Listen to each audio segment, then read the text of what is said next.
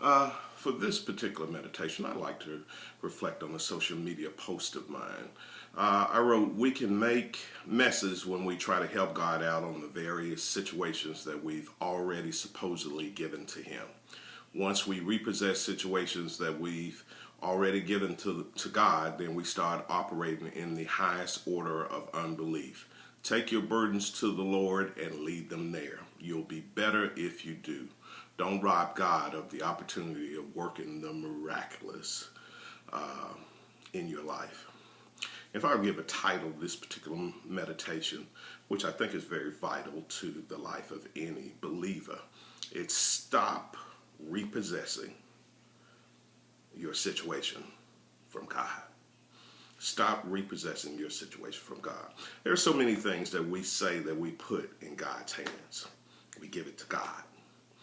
And if God doesn't work on our particular timetable, God doesn't do it when we want Him to do it, if He doesn't come when we want Him to come, then we start helping God out. And that's when we start making messes of our life. Our flesh wants to act fiercely. When we said that we trusted God to work the situation out, our flesh starts trying to right the situation. Oh, I felt that one in the spirit. They're trying to right the situation when God has already told us that He'll be our battle axe, that He's our friend in the lonely hour, that God is our rear guard. He's got our back covered, that God, the battle is not ours, it's His battle. But we want to help God out in so many things. We give it to God, and then we swiftly take it back. And that's when we get into mess after mess in our particular lives and situations. We start operating in the flesh. We trust our own five senses. We trust our mental acumen. We trust our own abilities, which leaves us on the battleground where we're fighting so many different enemies. It leaves us at a distinct advantage. Why would you snatch a situation away from omnipotence? Scriptures declare that the earth is the Lord's and the fullness thereof. Scriptures also declare that the earth is His footstool. As grand as this planet is, where we get a weight that's up in, a huge planet, that this is just somewhere, it's only big enough for God. It's just something for God to put His feet on.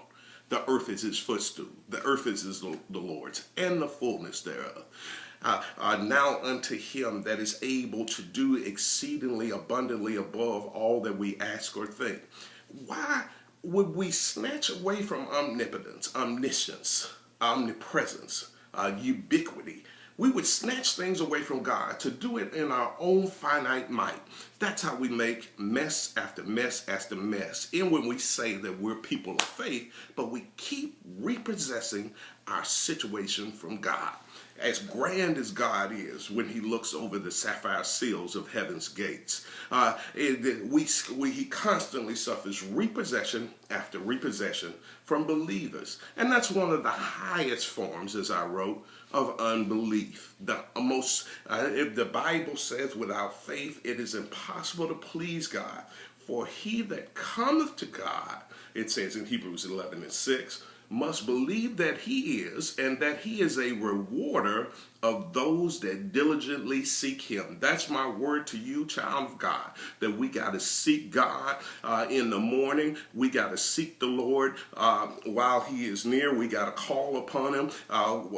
We got to seek Him while He's near us. Call on Him when He's near. Seek the Lord while He can be found. We got to seek God. We got to stop operating in our own flesh. We got to stop trying to mend things in our own way, because once we repossess situations that we've already supposedly given to God, God takes His hands off. God, that thing a couple years ago, God is my co-pilot. My brother, my sister, if God is your co-pilot, then you are sitting in the wrong seat. God is the pilot, period. You need to give it to God and never try to get it back.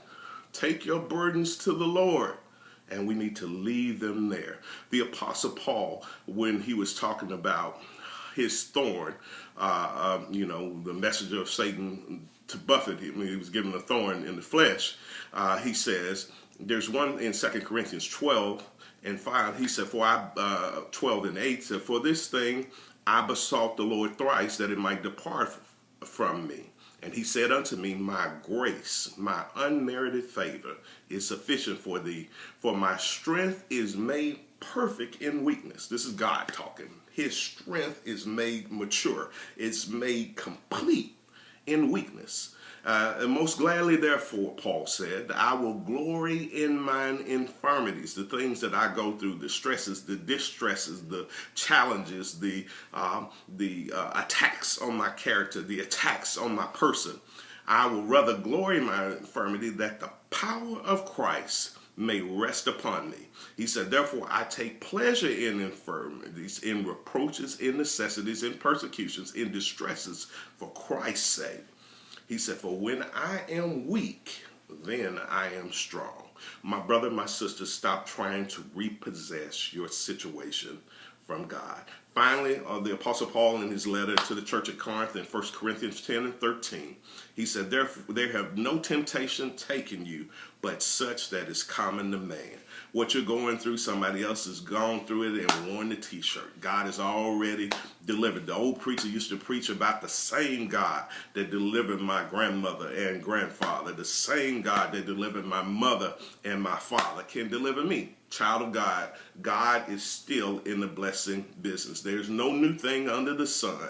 The challenge, think it not strange, of the fiery trials that you're going through. They have no temptation taken you, but such that is common to man. When you put on this human flesh, you're going to go through certain things. It said, but God is faithful. That means he produces time after time. He's time tested. He survived the test of time. Also will not suffer you to be tempted above that you are able, but will with the temptation also make a way to escape, that you may be able to bear it. My brother and my sister, stop repossessing your situation from God. If you've given God your marriage, stop trying to do it. We got to sit back and let God have the arena. It's like a tag team relationship. God's in the ring. You just stay in your corner. Let God fight your battles. Stop trying to give God an assist. Stop trying to help God in places where God alone can work. Stop repossessing your situation from God. My morning meditation. That's a word to you, my brother. That's a word to you, my sister. You know the situation that you say that you've already given to God. Why does God have to deal with you as the repo man or the repo woman? Stop repossessing your situation from God. My morning meditation. God bless you.